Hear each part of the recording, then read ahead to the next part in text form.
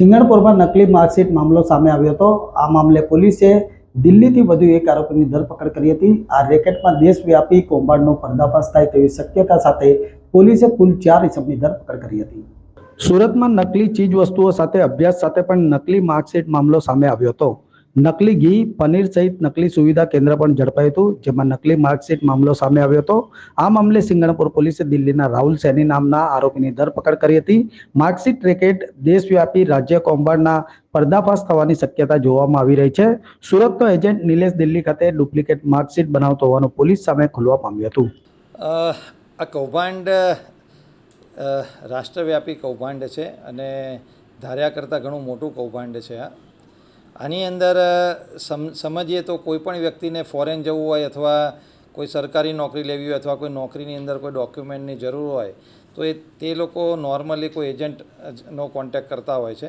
આપ જાણો છો તેમ ફોરેન જવા માટે ઘણા બધા એજન્ટ્સ લોકો પોતાની ઓફિસ ખોલીને બેસતા હોય છે। તો સૌથી પહેલાં આ એક પહેલું સ્ટેજ છે કે જેમાં જેને ડોક્યુમેન્ટની જરૂર હોય તેઓ આવા એજન્ટનો કોન્ટેક્ટ કરતા હોય છે અને એજન્ટને જ્યારે ખ્યાલ આવે કે અમને કોઈ ડોક્યુમેન્ટની જરૂર છે તો એ બીજા સ્ટેજમાં અન્ય એક એજન્ટ પાસે મોકલતા હોય છે।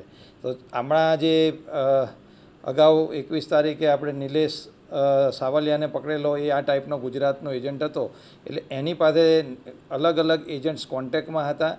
એમાં અમે 2 એજન્ટની ધરપકડ કરેલી છે સિલવાસાથી, જેનું નામ છે આસિફ જીવાણી અને કેતન જેઠવા। આ બંને એજન્ટ આવા જે માણસોને સર્ટિફિકેટ અથવા ડિગ્રીની જરૂર હોય એવા લોકોને આ નિલેશ સાવલિયા પાસે મોકલી આપતા। નિલેશ સાવલિયા પછી આવા માણસોનો ડેટા એ લોકોના પૈસા લઈને દિલ્હી અને હરિયાણાના 3 માણસોના નામ અત્યારે અમારી સામે આવેલા છે, જેમાં એકનું નામ છે કરણ, બીજું છે મનોજ કુમાર અને ત્રીજું છે રાહુલ સૈની।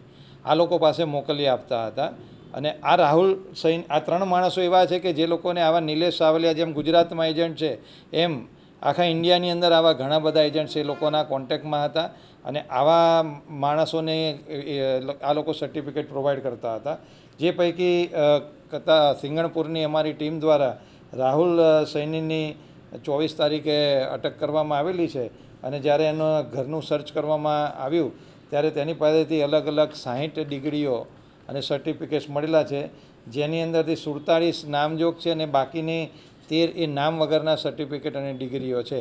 એટલે રાહુલ સૈનીને અટક કરીને એના 1 તારીખ સુધીના પોલીસ કસ્ટડી રિમાન્ડ મેળવવામાં આવેલા છે અને એની પૂછપરછ કરતાં આગળ પણ નવા તાર ઓપન થાય છે, જેની અંદર દિલ્હીના અને હરિયાણાના અમુક ઈસમો છે જે લોકો આવા ફેક સર્ટિફિકેટનો ધંધો વર્ષોથી કરી રહ્યા છે અને આ લોકો દ્વારા ભારતમાં ઘણા બધા લોકોને આવા ફેક સર્ટિફિકેટો આપવામાં આવેલા છે। તો આ એક સ્ટેપ બાય સ્ટેપ અલગ અલગ લેવલે એજન્ટ્સનું આખું એક સિન્ડિકેટ છે અને આના જે માસ્ટર માઇન્ડ છે એ લોકો દિલ્હીમાં અને હરિયાણામાં બેઠેલા છે, જેના માટે અમારી સિંગણપુરની ટીમ અત્યારે દિલ્હી અને હરિયાણાની અંદર રેડો કરી રહેલી છે અને આ માણસોને અટક કરવામાં આવશે।